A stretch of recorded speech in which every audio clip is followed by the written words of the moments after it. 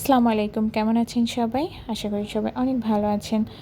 দেশ এবং দেশের বাইরে থেকে যে যেখান থেকে আমার ভিডিওটা দেখছেন না কেন, সবার জন্য অনেক দোয়া এবং শুভকামনা রইল। তো আজকে আসলে মনটাও ভালো নাই, তাছাড়া শরীরটা খুব একটা ভালো না। কিন্তু তারপরও আসলে সংসার বলে কথা, আর তারপর আমার বোনটা অসুস্থ, ও আমার কাছে আছে। তো সব কিছু সবার কথা চিন্তা করে আসলে নিজেকে ভালো রাখতে হয়, বাট অনেক কিছু করতে হয় নিজেকে শক্ত রেখে। তো সেটারই আর কি। তো সকালবেলা উঠে বরাবর যে থাইরয়েড মেডিসিনটা, এটা খাওয়ার পরে আসলে ওকে এই নাস্তাগুলো দিতে হয়। এটা আমি ওর এই অসুস্থতার পর থেকে এটা কন্টিনিউ বাসায় থাকলে নিজে করে, যেহেতু আমার এখানে আছে আর ও আইসোলেশনে আছে, সেই জন্য আসলে ওকে আমি করে দিচ্ছি। এখানে একটা ডিম, 2টা খেজুর, কাঠবাদাম, তারপরে কাজু বাদাম, আর এখানে চিয়া সিড। আমার বোন একটু হেলদি, তো ওর জন্য ওকে চিয়া সিডটা কন্টিনিউ খেতে বলা হয়েছে না, আমি আসলে ওকে বলেছি, কারণ চিয়া সিডের তো অনেক উপকারিতা, সেটা সবাই জানে।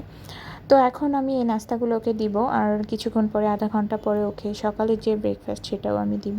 তো এখন আপাতত ওর এই খাবারগুলো দিতে হচ্ছে। আর এখানে যে খাবারগুলো দেখলেন, এই প্রত্যেকটার গুণাগুণ সম্পর্কে, তো পুষ্টিগুণ সম্পর্কে তো আপনারা সবাই খুব ভালো জানেন।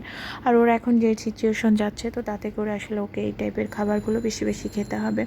তো আমি দুপুরে রান্না করার জন্য মাছ বের করেছি, আর আমার শরীরটা ভালো না, মনটাও বলেছি খারাপ।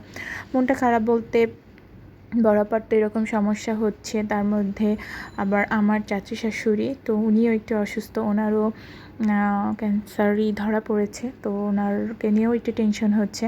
সবাই দোয়া করবেন আমার চাচি শাশুড়ির জন্য। তো দুপুর এই যে সকালে নাস্তাটাও কিন্তু আমি দিয়ে দিচ্ছি। সকালে আসলে পরোটা, একটা ডিম পোচ আর ভাজি।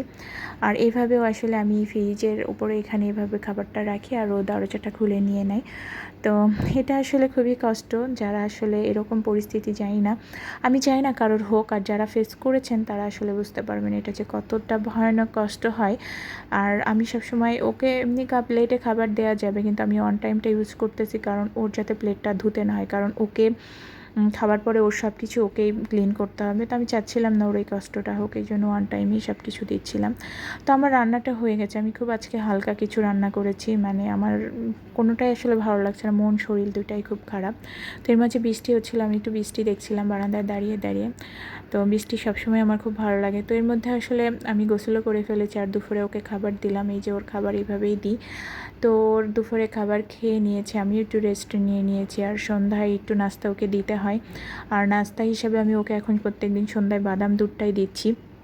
তো আজকে ভাবলাম ওকে একটু সেমাই করে দিই, তো এই জন্য আমি সেমাই রেডি করলাম। আর এই সেমাইটা মানে আমারও খুব খেতে ইচ্ছে হচ্ছিল কয়েকদিন ধরে, আর মানে ওরও ভালো লাগবে একটু খেতে, কারণ ওর থেরাপিটা দেওয়ার পর ওর আসলে রুচিটা একদমই চলে গেছে, কোনো কিছুতে রুচি নেই, ও তেমন কিছু খেতে পাচ্ছে না।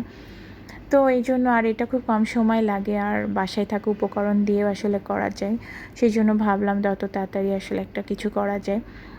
কারণ মানসিকতা ভালো থাকলে না অনেক কিছু করতে ইচ্ছা হয়, ভালো লাগে।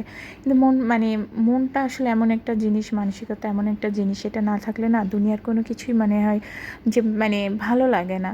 তো আমারও আসলে এরকমটাই হচ্ছে, সেই জন্য আজকে ভিডিওটা অনেক ছোট করেছি আমি।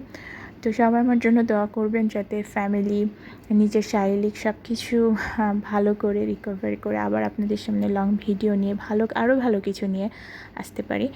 তো আমার সেমাইটা হয়ে আসছে, আর ওকে আমি সেমাইয়ের সাথে সাথে ওর যে বাদাম মিল্কটা আমি পাউডারটা রেডি করেছি, আমি কিন্তু ভিডিওতে দিয়েছি। এটা কিন্তু খুবই কার্যকরী এইরকম পেশেন্টের জন্য, প্লাস বাচ্চাদের জন্য, এবং গর্ভবতী মায়েদের জন্য, সবার জন্য কিন্তু বাদাম মিল্কটা খুবই খুবই উপকারী। তো আপনারা চাইলে আমার ভিডিওটা দেখে নিজেরা বাসায় রেডি করে আপনারা খেতে পারেন। তো আমার সেমাইটা রান্না হয়ে গেছে, এখন ওকে আমি নাস্তাটাও দিয়ে দিব, আর বাদাম মিল্কটাও ওটাও দিয়ে দিব। আজকের ভিডিওটা এই পর্যন্তই, বেশি বড় করতে পারছি না চাইলেও, কারণ সব কিছু আসলে খুব একটা বেটার পজিশনে আমি নেই। সবাই দোয়া করবেন, ভালো থাকবেন। আসসালামু আলাইকুম।